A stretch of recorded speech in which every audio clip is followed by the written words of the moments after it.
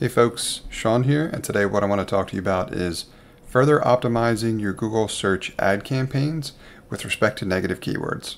Now, as I've mentioned before, I like Google search ads for attempting to validate as much as you can about your unique value proposition for your B2B SaaS, especially in the early days.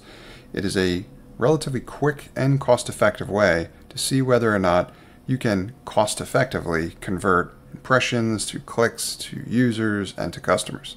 If you're able to do that, and you're able to do that in a way that produces a positive return or even enables you to break even, maybe on your first or second month's volume of revenue, then you've got great traction. And this can be positive momentum that you need in order to continue to grow and scale from here.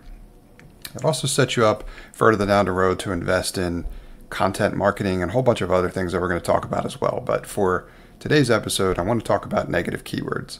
Now, when I say negative keywords, what I mean is after you set up a search campaign, what that's ultimately going to do is going to require you to pick a keyword or phrase, but you're also going to rank for other combinations that are similarly related to that keyword or phrase. But not all of them are going to be relevant, and this is where negative keywords come into play. So for example, for my podcast show notes tool, that's what I want to rank for. I want to rank for people looking for help creating show notes. What I don't want to rank for is people looking for help starting a podcast, because it's not what my tool does. It doesn't provide any value for those folks.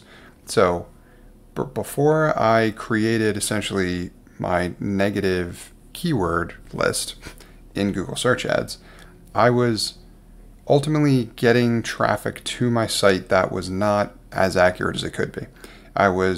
People were finding me, I was getting impressions and sometimes even clicks, but that of which I was paying for related to that traffic in terms of what they were searching for, which isn't relevant to my tool, something that was zapping my budget. So it was something that I was paying for, but I was never going to get any results out of that, definitely more than likely no usage or revenue.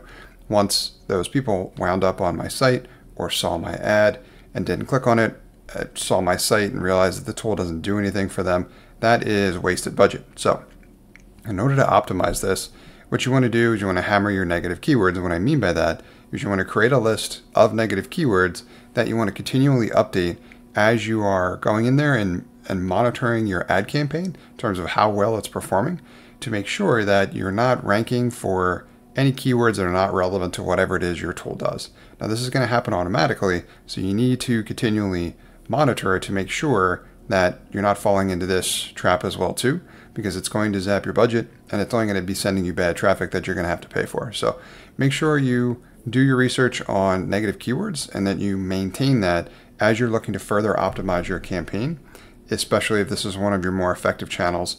And in the beginning, when you're trying to ultimately validate that unique value proposition, this traffic can be really important because the more you optimize it, the better it's going to perform.